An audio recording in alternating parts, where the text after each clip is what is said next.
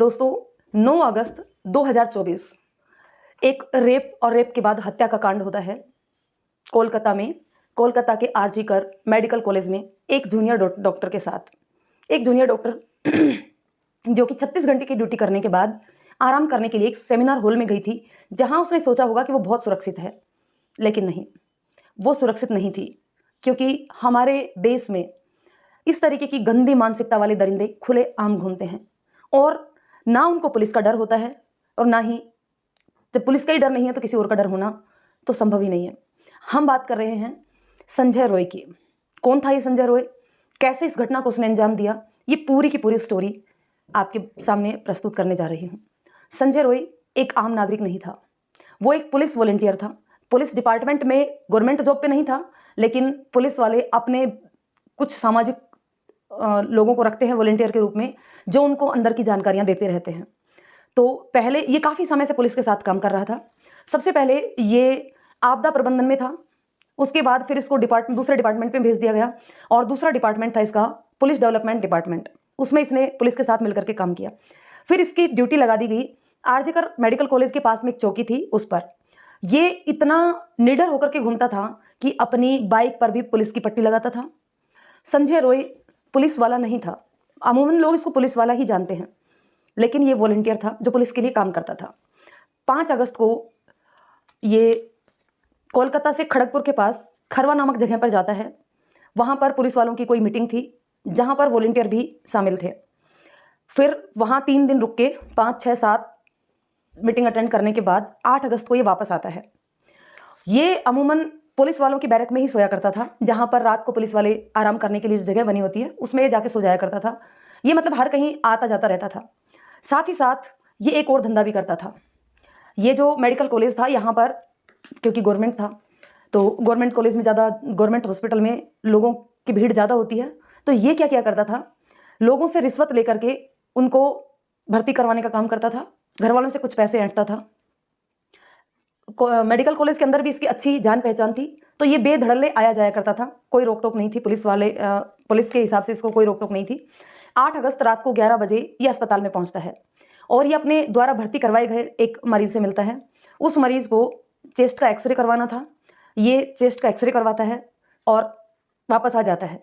फिर रात को करीब 1 बजे दोबारा, यानी कि अब रात को 8 बजे की रात 12 बजे के बाद 9 तारीख की 1 बजे सुबह ये वापस से हॉस्पिटल पहुंचता है। वहां पर ये अपने द्वारा भर्ती करवाए हुए दूसरे मरीज से मिलता है। उसकी सर्जरी होनी थी, तो सर्जरी से पूर्व की सारी प्रक्रियाएं चल रही थी। ये उन प्रक्रियाओं के बारे में जानकारी लेता है, सारी प्रक्रियाएं पूरी करवाता है। उसके बाद रात 1:30 बजे उस मरीज के किसी रिश्तेदार के साथ ये बाहर निकलता है और हॉस्पिटल के पीछे खाली सुनसान जगह में जाते हैं दोनों। वहाँ एक पत्थर टाइप का था, उस पर बैठते हैं। बैठ करके दोनों मिलकर शराब पीते हैं। शराब पीने के बाद जो मरीज का रिश्तेदार था उसे घर जाना होता है, तो ये खुद एक ओपन कैब बुक करता है और उसको घर जाने के लिए भेज देता है और फिर हॉस्पिटल से बाहर निकल जाता है। फिर अब इसको सोना होता है। रात को 3 बजे वापस हॉस्पिटल पहुंचता है कि मैं हॉस्पिटल में जाके कहीं ना कहीं सो जाऊंगा। क्योंकि ये हॉस्पिटल में बेधड़ल्ले आता जाता था, तो इसको हॉस्पिटल के सब जगह के बारे में आराम से अच्छे से पता है। ये सीधा जाता है हॉस्पिटल की 3rd फ्लोर पर, जहाँ पर सेमिनार हॉल बना हुआ था, जहाँ पर बहुत सारी कुर्सियाँ लगी हुई थी, जहाँ पर छोटी मोटी मीटिंग्स वगैरह हुआ करती थी। नशे की हालत में था। 3 बजे ये 3री मंजिल पर स्थित सेमिनार हॉल में पहुँचता है और वहाँ पर करीब 3:15 बजे हॉल का दरवाजा खोलता है। हॉल की लाइट जली हुई थी।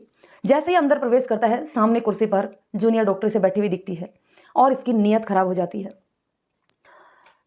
और जूनियर डॉक्टर उस समय सो रही थी, क्योंकि वो 36 घंटे की ड्यूटी करके, जब बाकी के सभी डॉक्टर्स को राउंड पे जाना होगा या कोई और काम होगा, इसको लगा होगा कि शायद इसके पास अभी और कोई काम नहीं है, तो कुछ समय के लिए ये सोने के लिए सेमिनार हॉल में आई होगी। क्योंकि वही एक ऐसी सेफ जगह थी जहाँ कोई आता जाता नहीं था, तो ये आराम से सेफ जगह सोना चाह रही होगी और उसकी आंखें लग गई होंगी। डॉक्टर को देख करके संजय रॉय की नीयत खराब हो जाती है और ये टूट पड़ता है सोई हुई डॉक्टर के ऊपर। डॉक्टर के ऊपर हुए अचानक इस हमले से डॉक्टर हड़बड़ा जाती है और उससे बचने की कोशिश भी करती है, लेकिन काफ़ी हाथापाई होती है। डॉक्टर इतनी कमज़ोर नहीं थी कि आसानी से हार मान सके, इसलिए उसने शायद बहुत जद्दोजहद की होगी, क्योंकि उसके पूरे मुंह और गर्दन पर निशान हो रखे हैं। दबाया गया उसका मुंह, गर्दन भी दबाई गई है ताकि वो चिल्ला ना सके, बाहर आवाज़ ना जा सके। उसका सिर का पीछे वाला हिस्सा दीवार पर रगड़ खाने की वजह से सिर में से भी खून बह रहा है। मेडिकल रिपोर्ट के अनुसार बताया गया है कि उसकी चश्मा के दोनों जो कांच थे वो आंखों में लगे हैं जिसकी वजह से उसकी दोनों आंखें घायल है, दोनों आंखों से खून बह रहा है, होठों से खून बह रहा है, उसके हाथ की उंगली टूटी हुई है, पूरे शरीर पर चोट के निशान हैं, एड़ी पर भी चोट के निशान हैं। काफ़ी जद्दोजहद करने के बाद शायद वो इस स्थिति में नहीं बची थी कि अब वो अपनी सुरक्षा कर पाए, अपनी इज्जत, अपनी आबरू बचा पाए, और शायद वो बेहोश हो जाती है। और ये सारे जो निशान हैं पोस्टमार्टम रिपोर्ट के अकॉर्डिंग उसके मरने से पहले के निशान हैं, मृत्यु होने से पहले के सारे निशान पोस्टमार्टम रिपोर्ट बताती है। उसके बाद इस दरिंदे ने उसके साथ रेप किया है, और रेप करने के बाद लगभग 40 मिनट ये उसी सेमिनार हॉल में रहा है। सब कुछ करने के बाद ये सीसीटीवी कैमरा जो लगे हुए थे उसमें उसकी फुटेज के अकॉर्डिंग 3:45 पर संजय रॉय उस सेमिनार हॉल से बाहर निकला है, 3:40 पर मेन गेट से बाहर निकला है, और जाकर के जो पुलिस वालों की बैरक है वहां जाकर के सो जाता है।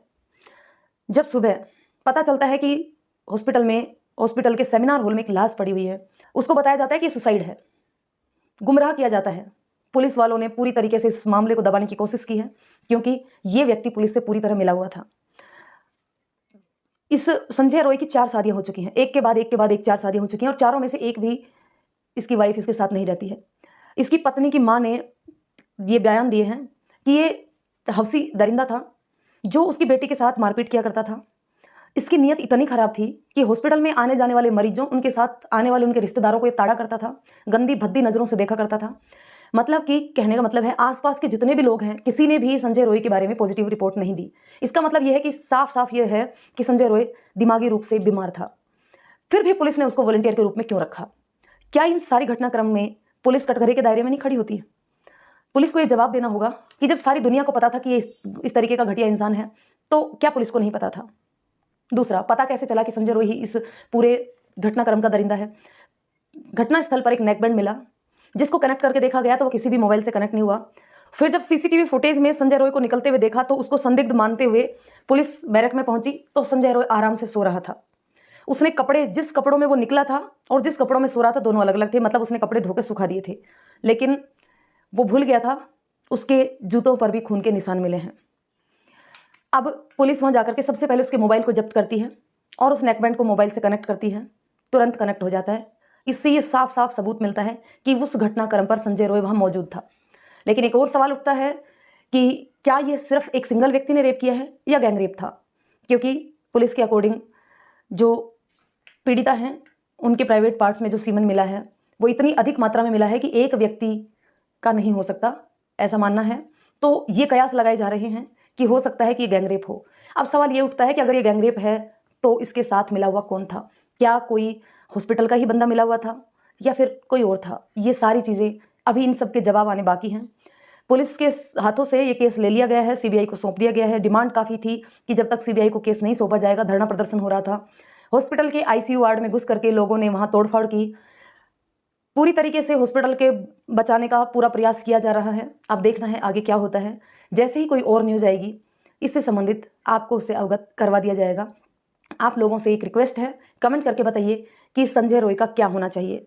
दोस्तों, चैनल को सब्सक्राइब कर दें और वीडियो को शेयर कर दें, ज़्यादा से ज़्यादा लोगों के पास शेयर करें, ताकि लोगों में कम से कम इतनी भावना तो जरूर आए कि किसी की बहन बेटी को कोई बुरी नज़रों से ना देखे।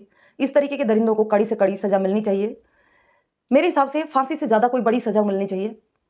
उसको नपुंसक बना दिया जाए और एक ऐसी सज़ा जो जिस तरीके से उसको नोच नोच कर मारा गया है उसी तरीके की कोई सज़ा उसको मिलनी चाहिए।